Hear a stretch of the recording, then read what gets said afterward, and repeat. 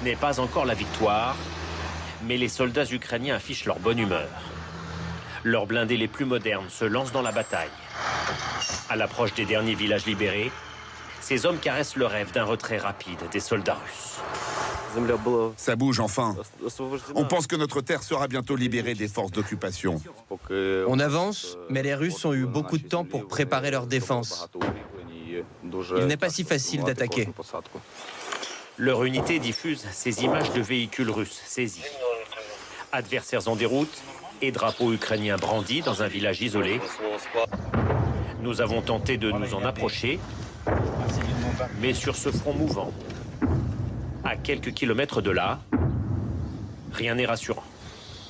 Ni les destructions, ni le son de l'artillerie ukrainienne qui tente de faire reculer les Russes. Les soldats ukrainiens qui sont partis à l'assaut des forces russes ont été formés en Europe ces derniers mois. Leur objectif avoué, la ville de Mariupol, à 130 km d'ici. Mais personne ne s'attend à un effondrement rapide des forces russes.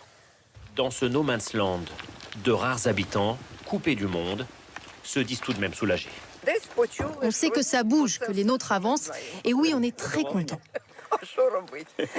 On les repousse, c'est très bien. Les Russes, eux, affirment avoir repris l'une des localités perdues récemment. Les soldats ukrainiens nous déconseillent formellement d'avancer. N'allez pas dans le prochain village. L'aviation russe bombarde sans arrêt. Nous voyons aussi plusieurs blindés endommagés ou détruits par les mines. La route vers Mariupol s'annonce bien longue.